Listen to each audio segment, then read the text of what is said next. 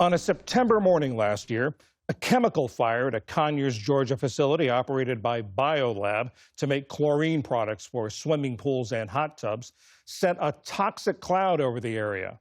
A Georgia Public Broadcasting podcast called Manufacturing Danger, the BioLab story, examined that day, what led up to it, and the immediate aftermath. That Sunday, 7 o'clock in the morning, they're banging on our door. You got to evacuate. What? You got to get out. It's a fire. So we're thinking, oh, okay, they'll have it under control by 5 o'clock. So we go to the church and we sat at the church for all those hours. So finally we realized we can't go home. Now a second season of the podcast hears from whistleblowers and looks at the health consequences residents are experiencing a year later and what could have been done to prevent it. Georgia Public Broadcasting's Pamela Kirkland reported and hosts both seasons of the podcast. Pam, walk us through what happened that morning in Conyers. So September 29, 2024, two BioLab employees call 911 because they realize there's a chemical reaction happening in the building. That turns into a fire, and later that day, that fire produces a toxic chemical plume that spreads over Conyers and the surrounding area. For those of you who don't know, Conyers is a suburb of Atlanta, so it's about 30 minutes away. And people were complaining about a haze and a smell of chlorine for days afterwards. The fire and the plume triggered evacuations, shelter-in-place orders, and you heard from Jean Sadler earlier. She's one of those who was forced to evacuate. She lived in Conyers for about 50 years and says that she suffered health issues as a result of the fire. You followed some of those residents you just talked about. What are some of their stories? Sure. So Cheryl Garcia is another person that I've been in touch with for about a year. She's a retired nurse practitioner and actually knows a lot about chemicals on her own. But she talked about how she used to have asthma. It's been under control for about a decade. But in the days and weeks after the fire, those asthma symptoms came back. And it got so bad that her voice, she called it her BioLab voice because it was so raspy. She went to speech therapy for it after an ENT examined her and said that while they couldn't attribute what she was suffering from to the fire, they could say that there was some damage to her vocal cords. So she's been on different medications since and in therapy trying to improve that. And, you know, residents have talked about a number of different symptoms, but you hear patterns. A lot of people complained about migraines, shortness of breath, irritation, things like that, things that would be symptomatic of chlorine exposure. In one of the episodes of the podcast, you play a 911 tape from the day of the fire. We hear someone on that tape say, "It's always BioLab." What did you learn about the history of that facility and previous incidents of that facility?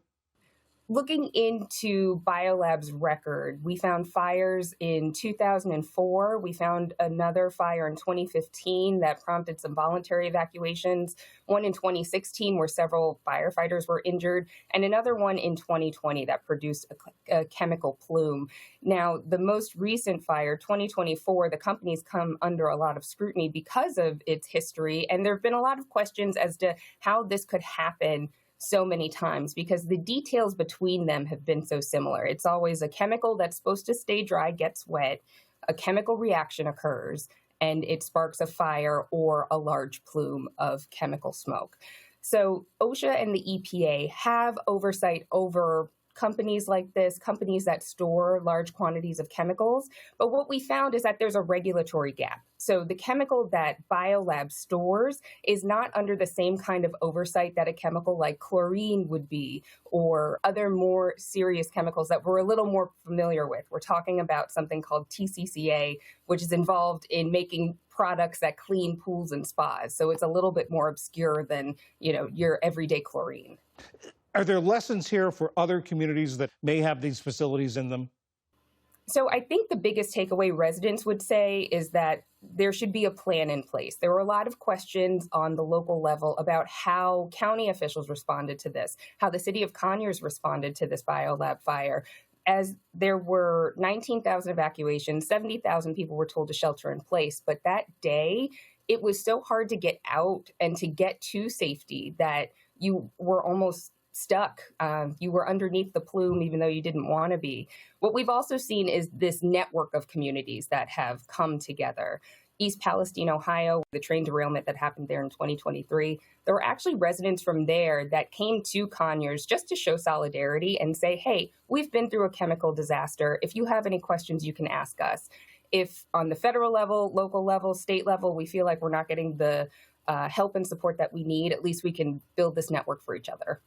One of the agencies that investigated this was the U.S. Chemical Safety Board. The administration wants to zero that out. They want to eliminate that. What effect would that have on towns like Conyers and other places that may have similar facilities?